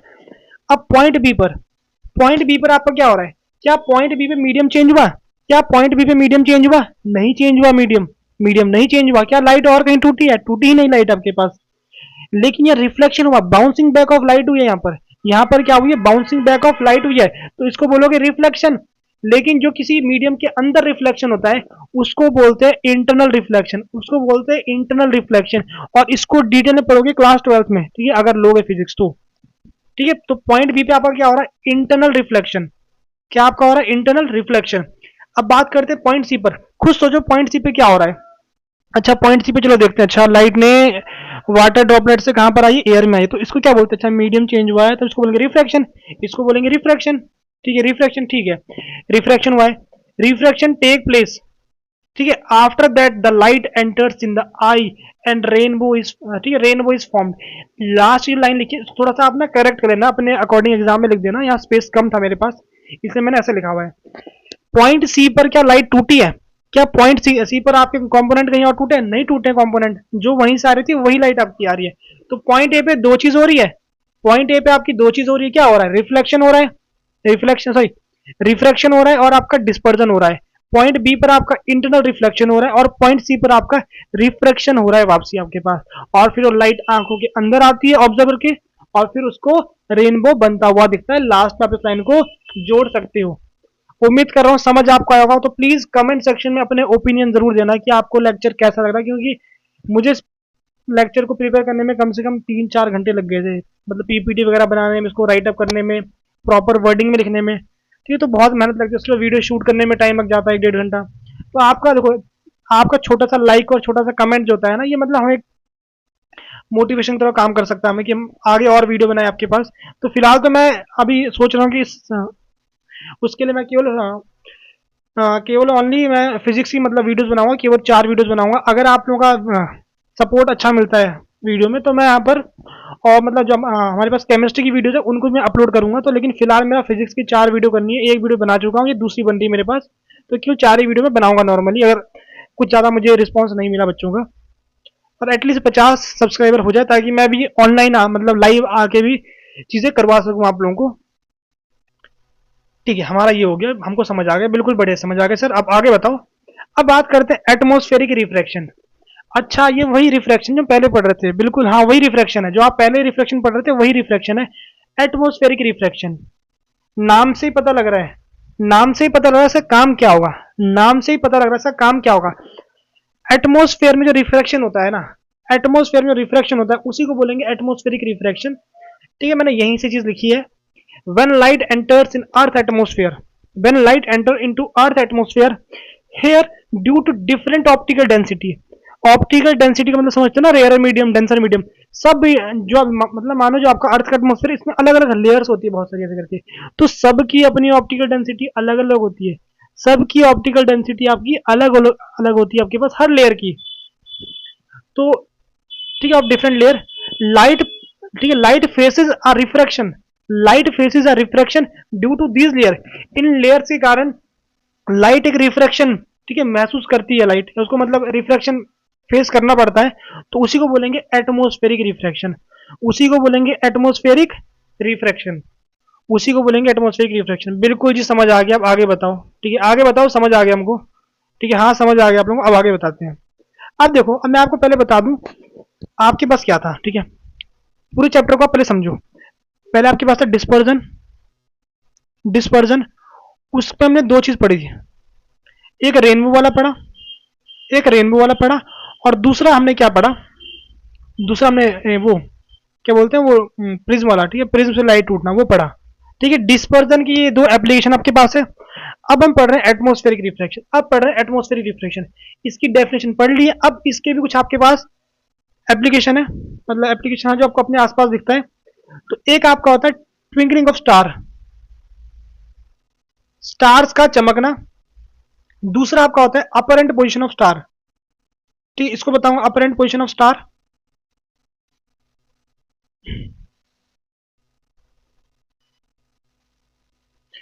एक मिनट, ठीक है, 2 मिनट कुछ चेक कर रहा हूँ जरा। ठीक है, आगे बढ़ते हैं। ठीक है, मैं कुछ एक चीज कट है, ठीक है, वो दिख रहा था क्या कट आपके पास सिलेबस से। ठीक है, हमारे पास यहाँ पर पहले आपके पास होगा ट्विंकलिंग ऑफ स्टार्स, स्टार्स का चमकना, दूसरा आपके पास है अपरेंट पोजीशन, मतलब ठीक है, इसको बताऊंगा क्या मतलब इसका होता है, तो पहले आगे देखो पहले।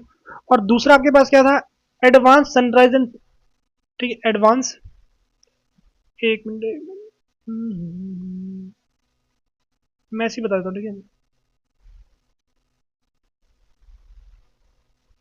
मैंने लिखे थे, मैं कुछ छोड़ देता हूँ।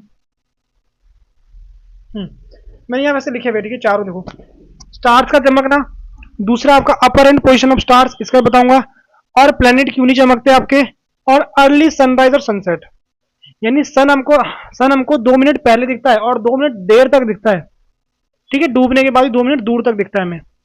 तो हमें 4 इसके एप्लीकेशन है, ये 4 एप्लीकेशन हमारे पास है। तो जो आपके 3 ये एप्लीकेशन है ना, कौन से वाले, स्टार्स का चमकना और स्टार की अपर एंड पोजीशन का मतलब होता है कि जो स्टार की जो एक्चुअल पोजीशन होती है ना, हमको स्टार वहां नहीं दिखता, हमको स्टार वहां नहीं दिखता है। जैसे आप लोगों को याद होगा, जैसे हमने प्रीवियस उसमें क्या होता है लेक्चर में, एक पेंसिल, हमने एक पेंसिल लिया था, अगर पेंसिल आप लेते हो उसको किसी ग्लास के अंदर डाल देते हो तो आपको उसकी पोजीशन जो पेंसिल होती है हल्की सी आपको ना उठी हुई दिखती है पेंसिल आपको।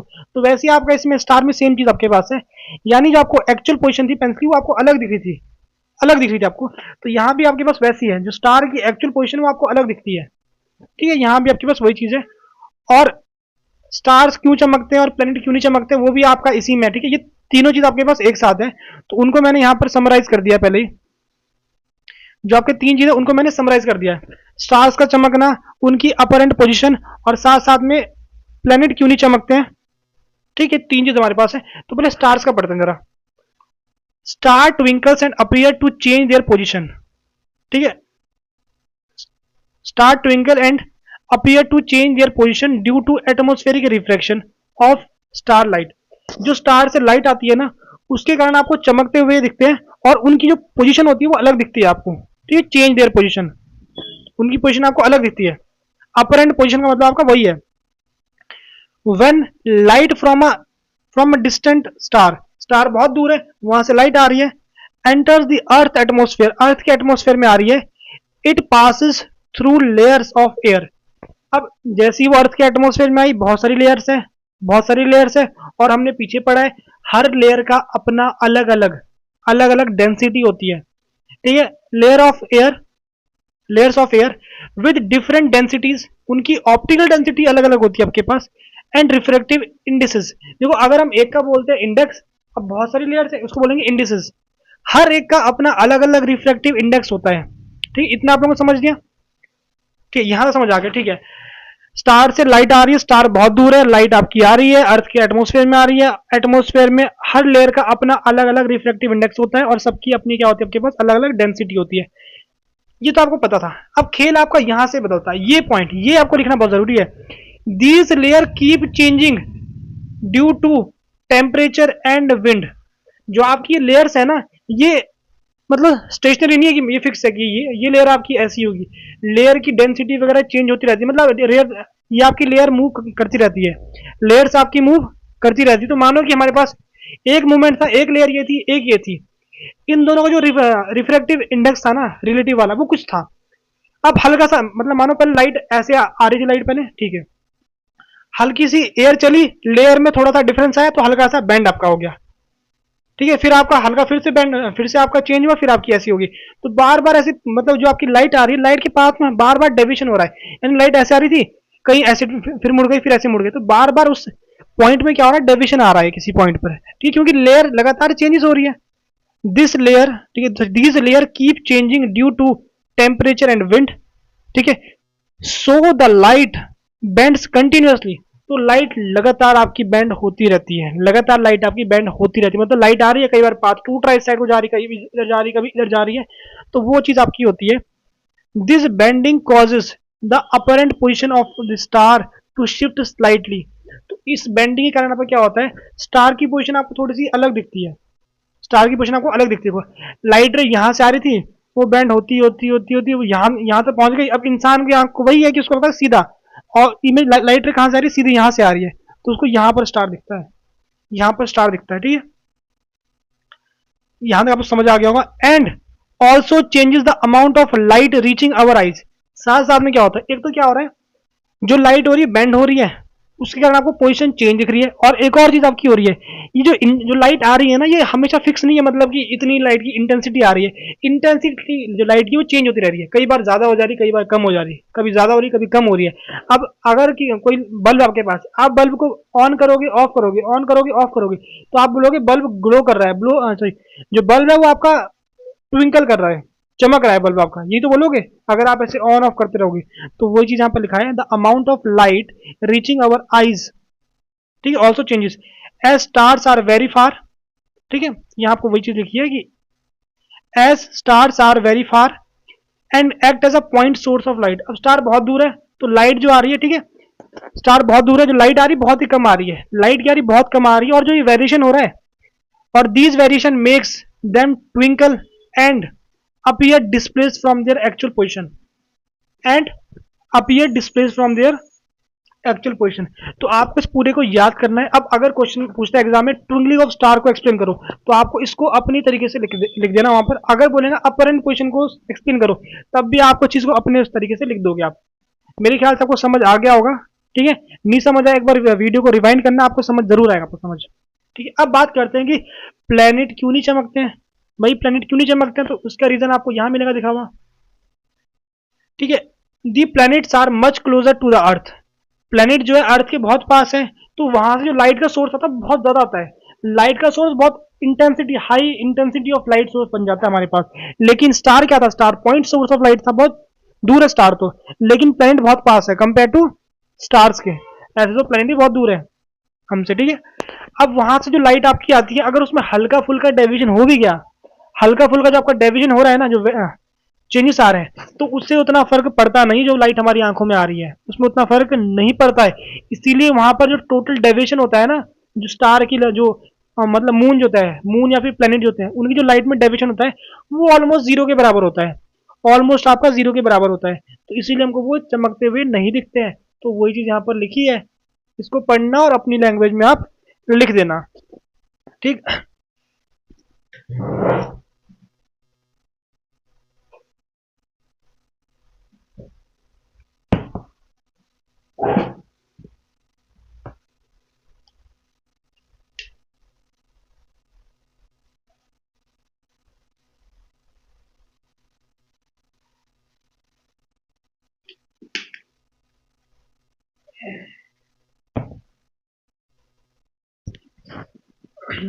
अब बात करते हैं advance sunrise and delay sunset.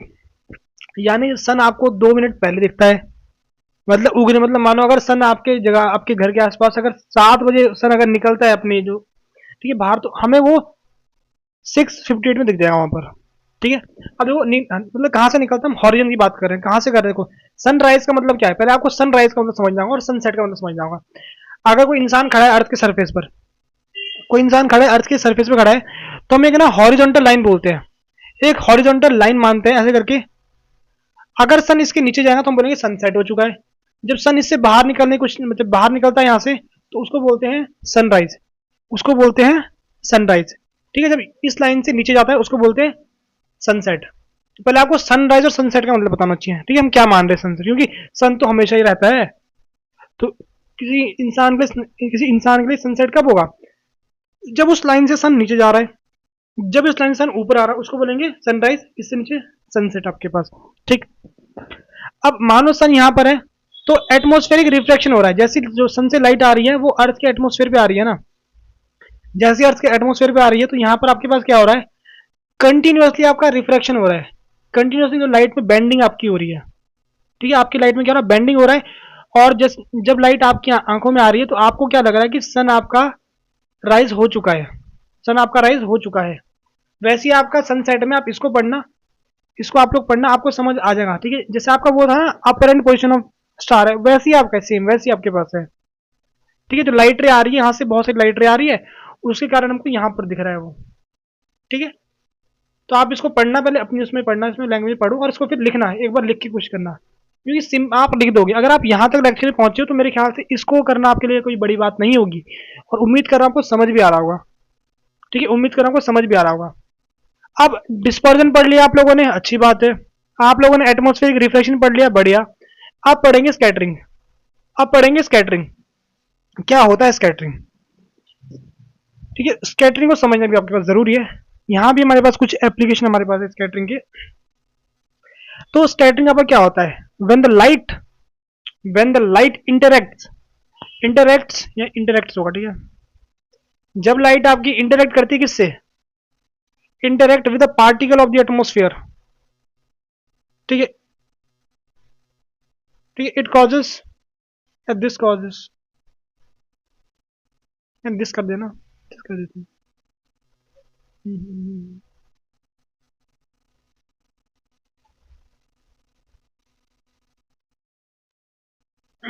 This causes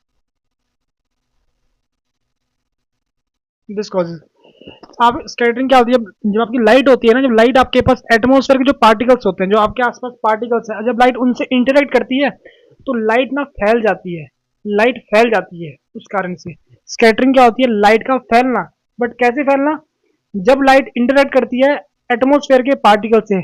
atmosphere आपका डस्ट होता है, आपके पास स्मोक हो गया, या फिर वाटर की ड्रॉपलेट्स आपके पास होती है, ठीक है, वो चीज है।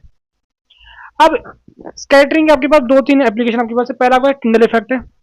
टिंडल इफेक्ट आपका क्या होता है, दूसरा आपके पास है हमें स्काई, हमें स्काई ब्लू क्यों दिखता है, और तीसरा जो आपको ध्यान रखना है, तीसरा चार बोल सकते हैं, साथ में जो आपका एस्ट्रोनॉट होता है, या फिर देखो एस्ट्रोनॉट हो गया, या फिर कोई भी जो इंसान है जो प्लेन में उड़ रहा है, उसको ना आसमान ब्लैक दिखता है।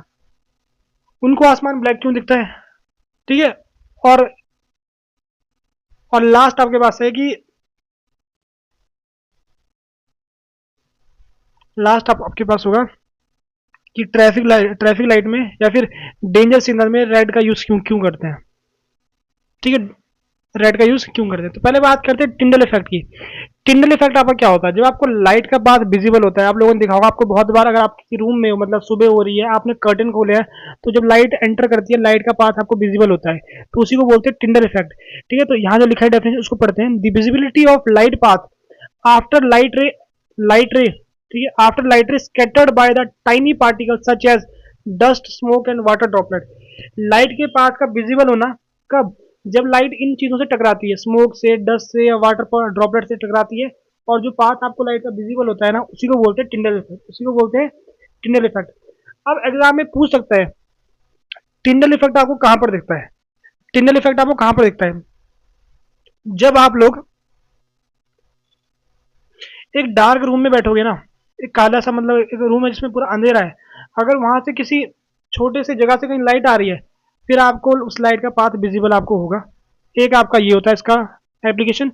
एक आपके पास होता है यहाँ पर, अगर आप ये लाइन पढ़ोगे एनसीईआरटी की, ये that effect can also be observe when sunlight passes through a canopy of a dense forest.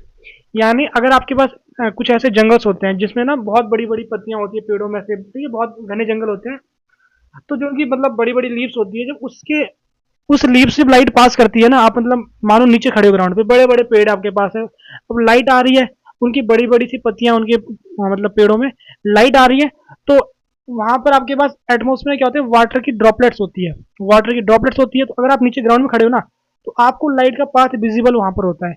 तो दो आपको एप्लीकेशन ध्यान रखने हैं, ठीक है, through the canopy of a dense forest, through the canopy of a dense forest, और आपको दिखता है किसी डार्क रूम में, अगर आप बैठे हो यानी अंधेरे रूम में बैठे हो आप लोग, वहां भी आपको दिखता है, ठीक, ठीक है,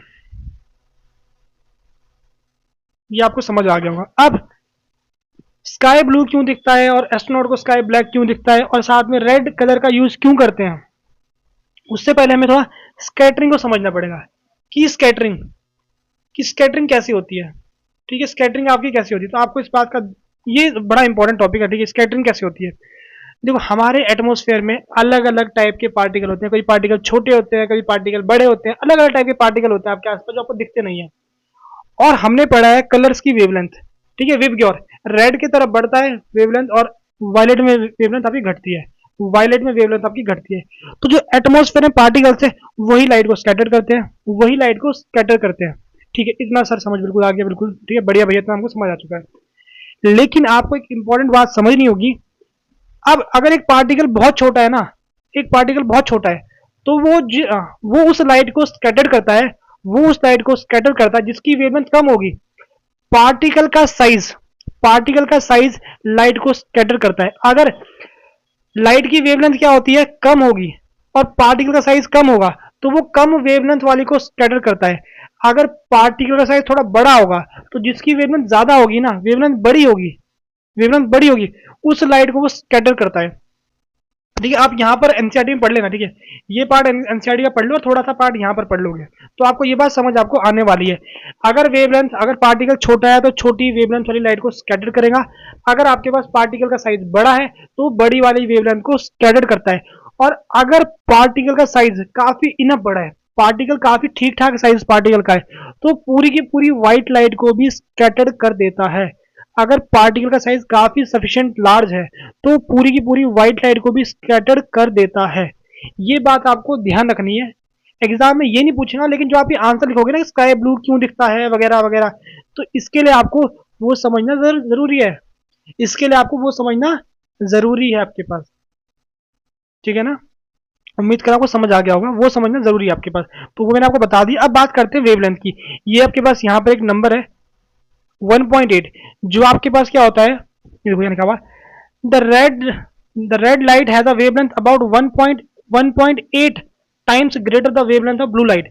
जो आपके पास रेड लाइट है उसकी वेवलेंथ 1.8 टाइम्स बड़ी है, किससे, कंपेयर टू ब्लू लाइट से, लगभग लगभग उसकी दुगनी है। लगभग कितनी आपके पास, दुगनी आपके पास है, ठीक है, लगभग कितनी आपकी दुगनी लाइट आपके पास है। अब हमारा मेन जो टॉपिक है उसको करते हैं, वाई, ठीक है, why sky appears blue. Sky आपको ब्लू क्यों दिखता है। अब सुनो, ठीक है, जो हमारे एटमोस्फेयर में पार्टिकल है, मैंने वो लिखा भी यहाँ पर, ठीक है, जो एटमोस्फेयर में पार्टिकल्स है, ठीक है, the particles in the atmosphere has a size only sufficient, केवल इतना ही आपके पास है, ये स्कैटर्ड है, ठीक है, इसको स्पेलिंग करेक्ट कर देना, scattered, to scatter the light of shorter wavelength. हमारे एटमोस्फेयर में जो पार्टिकल है उनका साइज इतना सफिशिएंट छोटा है कि वो छोटी वाली वेवलेंथ को स्कैटर कर सकते हैं। So it scatters light from the blue and. तो जो आपके पास क्या है, जो एटमोस्फेयर में पार्टिकल है साइज छोटा है उनका, तो वो क्या करते हैं, जो आपके पास विबग्योर में जो ब्लू वाला साइड है ना, विबग्योर में आपका ब्लू वाला साइड है, ये साइड आपके पास है, ये वाला जो बैंड आपके पास, इस साइड वाला जो बैंड है, ये इस साइड की लाइट को स्कैटर करने की क्षमता रखते हैं, ठीक है, sufficient to scatter the light of shorter wavelength, so it scatter light from the blue end, ठीक है, blue end, due to which sky appears to, ठीक है, to be blue, due to which sky appear to be blue। ये आप यहाँ पर answer इसका लिख सकते हो, और आप इसको एक बार यहाँ से रीड करना, आप बेटर आंसर इसका बता पाओगे, इसका आंसर आप बेटर बता पाओगे, ठीक है, बेटर आप इसका आंसर बता पाओगे। देखो आप इसका आंसर कैसे भी लिखो, ठीक है, आंसर कैसे भी लिखो, लेकिन आपको ना ये जो पॉइंट, ये चीज जो लिखी है ना, ये चीज ये आपको लिखनी ही लिखनी है, ठीक है, कि मतलब पार्टिकल का साइज, छोटे बच्चे इस चीज को नहीं लिखते हैं, ठीक है, ये बात आपको लिखनी ही लिखनी है, ये चीज जरूरी लिखना है आपको, ठीक है, ये चीज जरूरी आपको लिखनी है। अब बात करते हैं, एस्ट्रोनॉट हो गया या फिर कोई भी आपके पास जो आदमी जो मतलब प्लेन में उड़ रहा है, मतलब प्लेन में बैठा हुआ है, तो उसको जो स्काई होता है ना वो ब्लैक दिखता है। तो इसमें आप क्या करोगे, यहां पर देखो, मैं आपको यहां दिखाता हूं, ठीक है, इसका अगर आप आंसर यहां से लिखोगे बेटर आंसर आपको मिलने वाला है, ठीक है। The sky appear dark to the passenger flying at a very high altitude. जो पैसेंजर बहुत ज्यादा हाइट में, ठीक है, मतलब फ्लाइट में बैठे हुए बहुत ज्यादा हाइट पर, तो ठीक है, अब वहां पर क्या आता है, एज स्कैटरिंग इज नॉट प्रोमिनियंट, प्रोमिनियंट का मतलब फेमस, ठीक है, नॉट फेमस, या फिर मतलब नॉट वहां पर होती नहीं है, ठीक है। अगर आप इस वर्ड का यूज करोगे एग्जाम में तो एग्जामिनर खुश रहेगा बिल्कुल, ठीक है, प्रोमिनियंट, ठीक है, the scattering of light is not prominent at that height. उतनी हाइट पर प्रोमिनियंट नहीं होती है, मतलब ज्यादा फेमस नहीं होता स्कैटरिंग, बहुत ही कम स्कैटर्ड होता है, लाइट स्कैटर होती नहीं है, इसीलिए आपको ब्लैक दिखता है। अब अगर बात आती है एस्ट्रोनॉट की, एस्ट्रोनॉट को ब्लैक क्यों दिखता है, तो आप लिखोगे कि वहां पर स्पेस में क्या होता है, स्पेस में एटमोस्फेयर ही नहीं है, एटमोस्फेयर ही नहीं है तो पार्टिकल्स ही नहीं होगी, पार्टिकल्स ही नहीं होगी तो लाइट स्कैटर्ड कहां से आपकी होने वाली है, लाइट स्कैटर्ड नहीं होगी, तो इसीलिए उसको एटमोस्फेयर ब्लैक दिखता है, इसलिए उसको एटमोस्फेयर ब्लैक दिखता है। समझ आए आप लोग यहाँ तक, उम्मीद कर रहा हूं आपको समझ आ गया होगा, ठीक, समझ आपको आ गया होगा, ठीक है। प्रोमिनेंट वर्ड का यूज करना, मजा आ जाएगा एग्जाम में, एग्जामिनर को चेक करते हुए कॉपी। अब हमारा जो लास्ट क्वेश्चन है इस लेक्चर का, लास्ट क्वेश्चन मतलब इन द सेंस जो लास्ट थ्योरी का क्वेश्चन हमारे पास है, कि हम रेड कलर का यूज क्यों करते हैं डेंजर सिग्नल में। अब मानो कहीं पर एक सिग्नल लगा है, ठीक है, रात का टाइम है, सिग्नल लगा हुआ, आपकी सर्दियां चल रही है, सर्दियों में क्या होता है, रात को धुंध होती है, ठीक है, कोहरा हो रखा होता है। अब रेड सिग्नल, अगर आप रेड, मतलब मानो आपने कोई भी, मतलब मानो कि आपने व्हाइट लाइट वहां यूज कर रखी है, आपने वहां पर व्हाइट लाइट का आपने यूज कर दिया, अब क्या आ रहा है, उससे लाइट आ रही है ना, उससे लाइट आ रही है। अब हमें पता है कि लाइट में अलग अलग कलर है, और सबकी क्या होते हैं, सबकी वेवलेंथ अलग है, सबकी आपकी वेवलेंथ अलग है। और हाँ, उससे पहले आप एक बात ध्यान रखो, आपको ध्यान रखना है, scattering totally depends on wavelength of a light, scattering totally depend on the wavelength of a light. अब लाइट आ रही है, सबकी वेवलेंथ अलग है, और हमने यहाँ पर पढ़ा है जो हमारे एटमोस्फेयर में पार्टिकल है वो इतने सफिशिएंट, इतने बड़े नहीं है कि रेड लाइट को स्कैटर कर पाए, रेड लाइट को स्कैटर कर पाए, लेकिन वो जो छोटी वाली जो वेवलेंथ लाइट है ना उनको स्कैटर कर सकता है। अब कहीं पर सिग्नल लगा है, लाइट आपकी आंखों में आने से पहले फैल गई, लाइट लाइट आपकी आंखों में आने से पहले फैल गई, तो आपको सिग्नल का पता ही नहीं आपको लगने वाला, सिग्नल का पता आपको नहीं लगने वाला, इसीलिए रेड कलर का यूज करोगे। अगर रेड का यूज करोगे, अब हमें पता है कि कितने पार्टिकल आ जाए, धुंध कितनी भी आपकी हो जाए, कोई दिक्कत नहीं है, क्योंकि अगर हमने रेड यूज किया है वो उसकी वेवलेंथ ज्यादा है, उसकी वेवलेंथ ज्यादा है, और पार्टिकल्स की साइज छोटे छोटे हैं, पार्टिकल की साइज आपके छोटे छोटे, तो आपके पास क्या लाइट आसानी से आपकी आंखों में पहुंच जाएंगी, बिना मतलब बिना स्कैटर्ड हुए या फिर कम से कम स्कैटर्ड आपके होकर।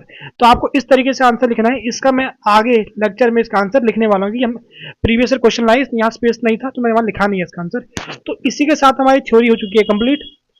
अब लेक्चर में आगे बढ़ते हैं जहां पर हम प्रीवियस ईयर क्वेश्चंस देखने वाले हैं। तो चलिए आगे बढ़ते हैं। तो इस लेक्चर में हम क्या करने वाले हैं वो देखते हैं, ठीक है। यहाँ से हम किस तरीके से बढ़ने वाले हैं। अब आपको पता किसी भी एग्जाम के लिए अगर आपको एग्जाम में अच्छा स्कोर करना है, अच्छे मार्क्स सिक्योर करने हैं, तो आपको कुछ चीजों का आपको ध्यान रखना पड़ता है। थ्योरी आपको पढ़नी पड़ती है, हम पढ़ के आ चुके हैं थ्योरी, ठीक है। वैसे मैं इस वीडियो को यहाँ से क्लिप में कट करने वाला हूँ, तो अगर जो मतलब इस क्लिप को देख रहा है, इस वीडियो को देख रहा है, वो जाके थ्योरी भी देख सकता है। आपको क्या चीज इंपॉर्टेंट होती है किसी भी एग्जाम के लिए, थ्योरी होती है, वो अच्छे से कवर कर चुके हैं, ठीक है। जरूर जाके आप लोग देखो जिन्होंने देखी नहीं है। और साथ साथ में हमारे पास क्या होता है प्रीवियस ईयर क्वेश्चन। तो हम यहाँ पर 2022, 23, 24 और 25 इन 4 साल के क्वेश्चन करने वाले हैं। एक चीज हमारे पास ये हो गई।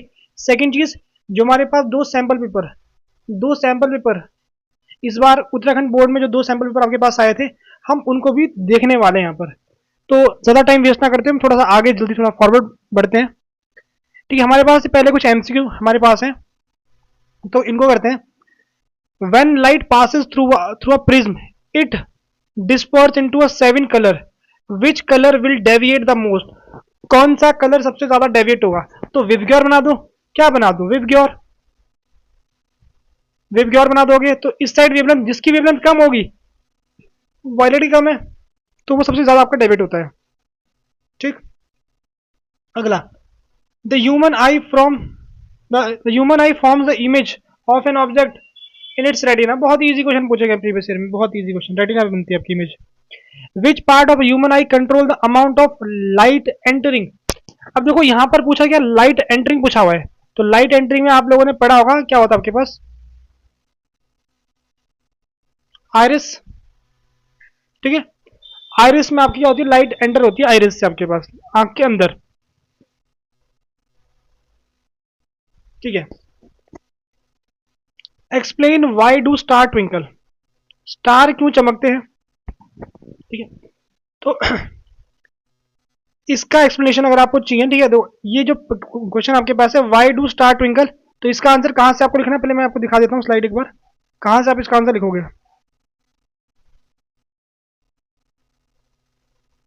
ठीक है। ये आप इसको पढ़ोगे, ये पार्ट आप पूरा पढ़ोगे यहां से, ठीक है। इसको अच्छे से पढ़ के समझ आपको आ चुका है समझ, और प्रॉपर आप इसका आंसर लिखने वाले हो यहां से देखकर आप उसका आंसर लिखने वाले हो, ठीक है। मैं उसको नहीं कर रहा हूँ, वरना टाइम ज़्यादा वेस्ट हमारा होने वाला है, ठीक है। समझ गए आप लोग, ठीक। दूसरा है why the colour of sky is blue. Sky का कलर ब्लू क्यों आपके पास होता है, तो उसके लिए हम कहाँ जाएंगे, उसके लिए जाएंगे हम यहाँ पर। हमने यहाँ पर अच्छे से आपको एक्सप्लेन कर रखा है, 1 मार्क्स के लिए मोर देन सफिशिएंट आपके पास है कि स्काई का कलर ब्लू क्यों दिखता है आपको, ठीक। यहां से आप कर सकते हो। और अगर आपके पास है what is meant by a power of accommodation,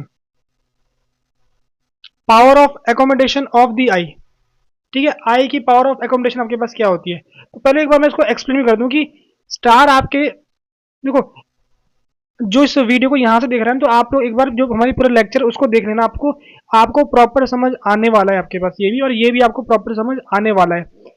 what is mean by power of accommodation of the eye, eye की एबिलिटी लेंथ, ठीक है, फोकल लेंथ को चेंज करने की, हमने ये भी कराया, हमने यहाँ पर कहा कि हमने यहाँ पर लिखा है आपके पास, ठीक है, power of accommodation of eye, power of accommodation of eye, ठीक है। यहां से आप देख सकते हो power of accommodation of eye.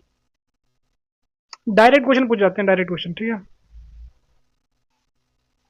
ठीक, तो हमारे सारे क्वेश्चन डन हो गए। ठीक है, हमारे क्वेश्चन डन हो गए। आप लोग वहां से देखकर इसका आंसर लिख सकते हो। अगला, why why does the sky appear blue from the earth surface. ठीक है, तो इसका भी आंसर में पीछे जो इसका आंसर था वही आपके पास था। ठीक है, स्काई ब्लू क्यों दिखता है उसका रीजन मैं बता रखा है आप लोगों को। अब ये देखो, what will the colour of the sky appear for astronaut, तो इसका मैं आंसर लिख रहा हूँ। ठीक है, इसका आंसर फॉर द एस्ट्रोनॉट,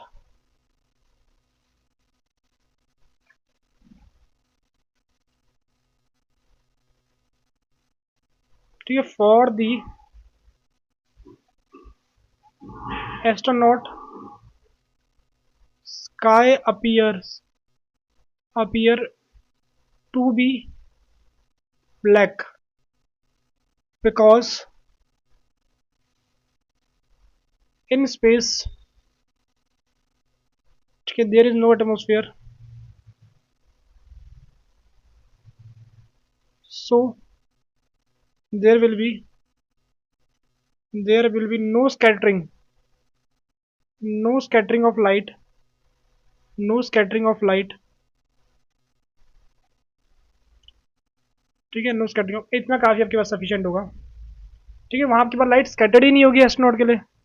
ठीक है, अब आगे बढ़ते हैं अगले इसमें। ठीक है, what is mean bye spectrum of white light.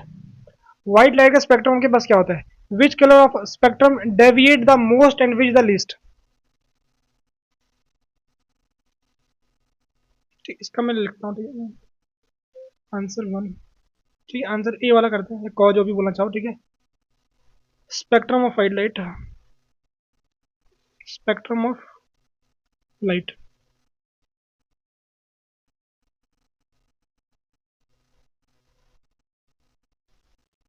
when white light disperse into its constituent colors, it forms it forms a band it forms a band of seven color। ठीक है, सेवन कलर,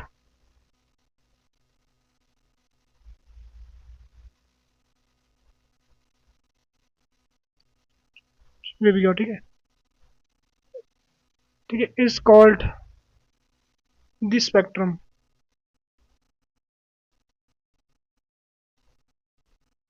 देखो, यहाँ light मुझे, लेकिन हम normally white light का बताएंगे, हम नॉर्मली व्हाइट लाइट का ही बताएंगे क्योंकि आपके सिलेबस में वही है। और which colour deviates the least. ठीक है, red deviates the least because has higher wavelength,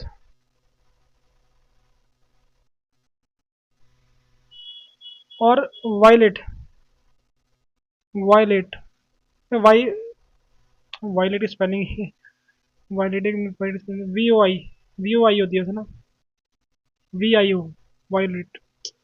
क्या करे, इंग्लिश बेकार है यार।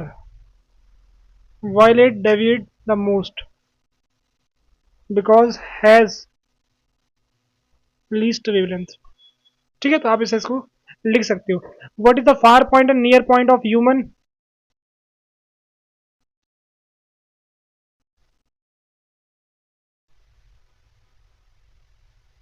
ये आपके पास ये लगा, ठीक है, ये मैंने कट कर रखा है नीचे। इसमें दूसरा क्वेश्चन पूछा गया था। ठीक है, अगला आपके पास क्या है कि फार पॉइंट आपके पास क्या होता है, नियर पॉइंट क्या होता है। नियर पॉइंट होता है आपके पास 25 सेंटीमीटर, फार पॉइंट आपका होता है इन्फिनिटी। ठीक है, नियर पॉइंट आपके पास क्या होगा, नियर पॉइंट होगा 25 सेंटीमीटर, फार पॉइंट आपका होता है इन्फिनिटी। ठीक है, अनंत जिसको बोलते हैं हिंदी में, अनंत। ठीक है, व्हाट इज हाइपरमेट्रोपिया। हाइपरमेट्रोपिया क्या होता है और इसको कैसे करेक्ट करते हैं। ठीक है, इसको कैसे करेक्ट करते हैं तो यहाँ मैं एक्सप्लेन तो नहीं करने वाला, लेकिन जो इसका आंसर है ना, इसका आंसर कहाँ मिलेगा आपको। ठीक है, इसका आंसर कहाँ मिलेगा आपके पास, पीछे जाओ आप लोग। ठीक है, यहाँ देखो, कहाँ पर, यहाँ पर। ठीक है, यहाँ पर हाइपरमेट्रोपिया का मैंने प्रॉपर लिखा है, आपके पास प्रॉपर लिखा हुआ है। बस आपको एक डेफिनेशन जोड़ देनी है। हाइपर मेट्रो पे आपको डेफिनेशन जोड़ देनी है। हाइपर मेट्रो में आपका क्या होता है, आपको दूर का दिखता है, पास का नहीं दिखता, वो आप लाइन यहाँ जोड़ दोगे, और कॉजेस आपको दे रखे हैं, और करेक्शन भी आपको दे रखी है। करेक्शन भी आपको यहाँ पर दे रखी है। तो ये भी हम डन कर चुके हैं क्वेश्चन, ये भी हम डन कर चुके हैं। ठीक है, ये भी हम डन कर चुके हैं। तो आप वहां से आप इसको देख सकते हो, मैंने आपको दिखा दिया स्लाइड, स्क्रीनशॉट लेके आप वहां से कर सकते हो। हमारा डन हो चुका है। अब आगे बढ़ते हैं अगले क्वेश्चन पर। ठीक है, एन एडल elderly person holds a newspaper slightly away from the eye. एक जो मतलब बूढ़ा आदमी होता है, मतलब जो इसकी एज थोड़ी ज्यादा होती है, वो ना न्यूज़पेपर थोड़ा दूर रखता है। And the structure of the eye is different when held. Briefly explain why he is trying to make this change. ठीक है,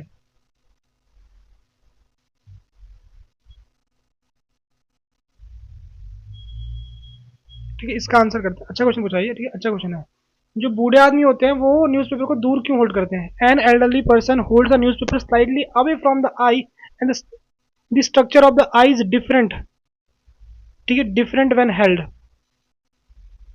explain why he is trying to make this change. ठीक है, ठीक है, as for elderly person near point, near point of eye generally increases due to aging, due to, ठीक है, due to weakening of muscles, due to weakening of ठीक है, muscles and losses flexibility, the flexibility of eye lens। ठीक है, so to maintain a newspaper,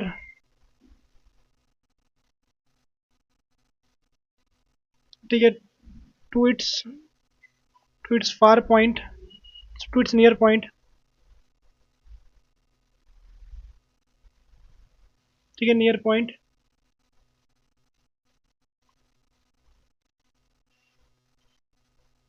elderly, writing बहुत बेकार आ रही है। एल्डरली पर्सन होल्ड्स इट, क्या लिखा है, फार लिखा है, स्लाइटली अवे। देखो मैंने यहाँ इसका आंसर लिख दिया, लेकिन अगर आपको उसका प्रॉपर एक्सप्लेनेशन चाहिए, हमने पीछे अच्छे से बता रखा है इसको, ठीक है, वहां पर आप देख सकते हो उस वीडियो में जाके, या फिर इसी वीडियो में आप पीछे जाके देख सकते हो। Why danger signals are red in colour, ठीक है, इसको मैं बताऊंगा। उससे पहले आपके पास ये वाला क्वेश्चन आपका कट चुका है। ये क्वेश्चन सिलेबस में नहीं है। अगर आप सिलेबस देखोगे ना उत्तराखंड बोर्ड का, तो वहां पर आपके पास ये नहीं है, why does the sun appear reddish early in the morning. सुबह मॉर्निंग में उसे शाम को भी सन होता है आपका, सन आपको हल्का सा रेडिश दिखता है, लेकिन दिन के टाइम व्हाइट दिखता है। ये वाला क्वेश्चन एग्जाम में अब नहीं आने वाला आपका, क्योंकि कट चुका है सिलेबस से, ऑफिशियल सिलेबस से आप देख सकते हो जाकर। और बाकी बोर्ड्स में भी लगभग कट ही हो चुका है, लगभग सब बोर्ड में लगभग। अब बात करते हैं डेंजर सिग्नल में रेड कलर का यूज क्यों करते हैं। ठीक है, ये इसका आंसर लिखते हैं जरा। ठीक है, since red colour has the maximum wavelength, maximum wavelength due to which it scattered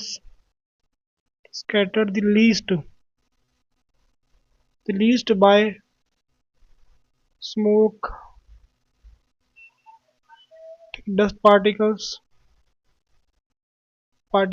and and water droplets। ठीक है, so it can become so it can easily become visible even in smoky day। तो आप इसका answer ऐसे लिख सकते हो। ये हमने प्रॉपर आंसर लिख दिया एग्जाम के टाइप से। बाकी जो मैंने क्वेश्चन ये बोले देखो, अगर आप इस लेक्चर का सेकंड पार्ट देख रहे हो तो आप लोग स्क्रीनशॉट लेके कर दो। अगर आप पूरा प्रॉपर रीजन समझना है तो जो हमारी पूरी लॉन्ग वीडियो है, अगर आप लॉन्ग वीडियो देख के आए तो कोई दिक्कत नहीं, तो उसको देखो तो आपको प्रॉपर इसका आंसर मिलने वाला है। तो फिलहाल इस लेक्चर में इतना ही। आप लोग इस चैनल को लाइक, ठीक है, इस वीडियो को लाइक शेयर और चैनल को सब्सक्राइब कर दो, अपने दोस्तों को भी कर दो, ठीक है, शेयर कर दो। अगर ये वीडियो आपको यूजफुल लग रही है तो प्लीज कमेंट सेक्शन में अपना ओपिनियन जरूर देना। हम फिलहाल, मेरा जो मोटिव फिलहाल तो ये है कि साइंस की मैं 4 वीडियोस, ठीक है, साइंस की यानी फिजिक्स, जो फिजिक्स के 4 चैप्टर में उनको केवल कराऊं। लेकिन अगर आपको और भी चैप्टर की आपको नीड है, मतलब कि केमिस्ट्री के करवाने हैं चैप्टर्स, बायो तो मैं नहीं करवाता फिलहाल, केमिस्ट्री के भी करवाने हैं, तो आप लोग, ठीक है, वो मैं केवल तब कराऊंगा अगर आप लोगों का सपोर्ट मिलता है इस वीडियो में, क्योंकि मुझे सपोर्ट भी चाहिए, क्योंकि मैं ये वीडियोस बना रहा हूँ, कोई इसको देख नहीं रहा तो उसका कोई मोटिव नहीं होता। लेकिन लास्ट वीडियो में थोड़ा रिस्पॉन्स मुझे अच्छा मिला था, इसी कारण मैंने इस वीडियो को बनाया। ठीक है, तो जल्दी मिलेंगे आप लोगों से अगली वीडियो में, जहां पर हम एक और चैप्टर के प्रीवियस क्वेश्चन और बिल्कुल एनसीईआरटी बेस्ड थ्योरी को लेके आने वाले हैं आप लोगों के एग्जाम्स के लिए। टिल देन गुड बाय, जय हिंद।